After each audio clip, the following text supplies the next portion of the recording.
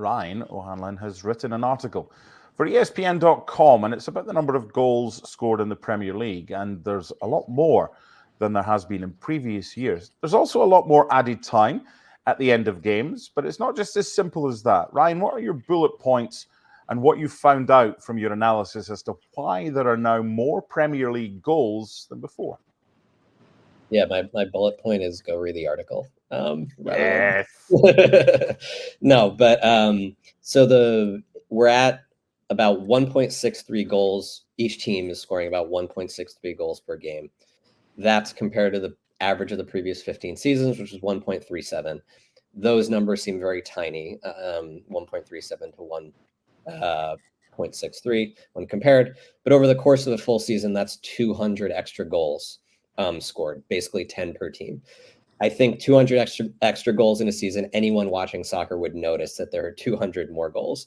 And it's sort of an absurd, crazy increase, basically, right? Like it's not like the same exact number of goals are scored every year, but it's in a band, right? It's for the past 15 years, it's vacillated up and down, but it's gone up by so much this season that something has changed, right?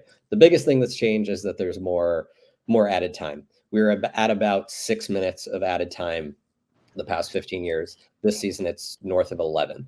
So you look at the goals have increased by extra time goals. We have more extra time goals this season. I think it's 117 than in any of the 15 previous seasons. And this season obviously isn't over yet. But the increase is from about 1.11 per game to 0.21 per game. And so that still leaves a decent chunk of goals that are being added on in regulation, basically. And that, in some ways, I think is something of a mystery.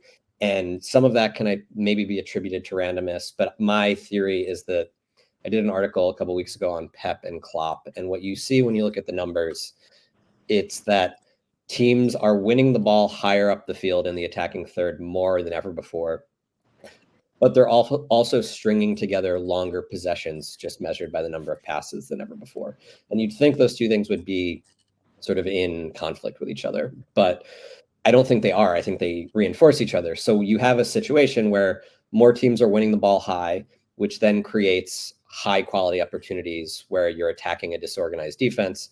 You have high quality chances, but you also have teams that are adept at beating the press because of their ability in possession. And when you break through a press, you then have all of this space to attack into, which would then create higher quality opportunities at the other end. So I think it's added time plus a little bit of randomness, plus the sort of tactical moment we're in, where pressing and possession play are kind of both being prioritized at the same time, have created this increased goal scoring environment. Janusz, you watch 313 football games every single week. Is it just the Premier League? 314 because I've been watching Hearts. Yes, because we play 6 times every day, of course, as you're quick to point out. What I notice, and Ryan's, it's a very good article, and one of the things I want to talk about, and you've spoken as well about Pep and Jurgen Klopp. Janusz, do you think there's an element of teams thinking, well, I need to try and make my team play like their teams? And as a result, you've got goalkeepers and you've got centre-backs who are maybe not great on the ball, but the coach has this ethos, well, I want to try and play football and do all this and all the buzzwords. And there's more mistakes made by defenders because it's in areas where the ball never used to be the goalkeeper to the centre-back to the centre-back to the goalkeeper. There's more involvement there as well, and teams are taking more chances defensively. I think you're right. I think, maybe Ryan's point, I'll take Ryan's point about, pressing higher, winning the ball higher. That makes a difference. But I think, as you know, Ryan, likes the numbers. He's very good at that. I don't, do a lot of that stuff.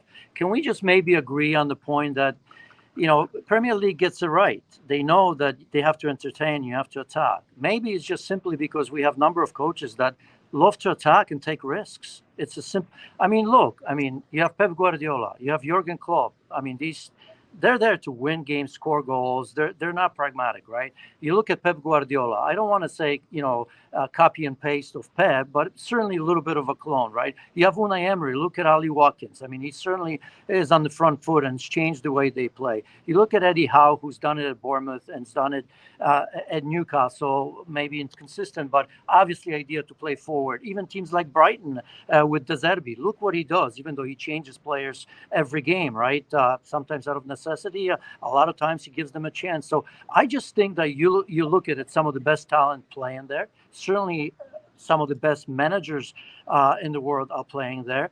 And they're just playing and taking risks, playing to win. And that's why we see a lot of these goals. I probably haven't mentioned a couple of managers where, changing or the way the game's played, because, Premier League's always been about control chaos in a way, right? The tempo of the game gives you a chance to score goals. The article, 2008, 2009, the kind of 15-year period between then and now, Ryan, that's kind of what you've based it on. That's what your graphics are on. I'm just looking at the 08-09 season, Manchester United winning the title after a draw with Arsenal, finishing 4 points clear of Liverpool and 7 clear of Chelsea. Do you think the Premier League now is better to watch? It's more entertaining than back when Manchester United won it in 08-09? Yeah, absolutely. 08-09 is sort of, can't say this word on air, but Jorge Valdano, the Argentinian, former Argentina and Real Madrid player, when Chelsea and Liverpool played in the Champions League in 2005, he called it a bleep on a stick, essentially is what he was watching. Careful. And, the predominant method, I feel like at that time, the predominant sort of tactical theme was defensive organization with Rafa Benitez and Jose Mourinho. And I think in 08-09, we were, Chelsea didn't have Mourinho anymore at that point, but we were sort of stuck in that era where it was defensive organization and these sort of tactical ideas to create attack against defensive organization, whether it's Pep's possession style or Klopp's pressing.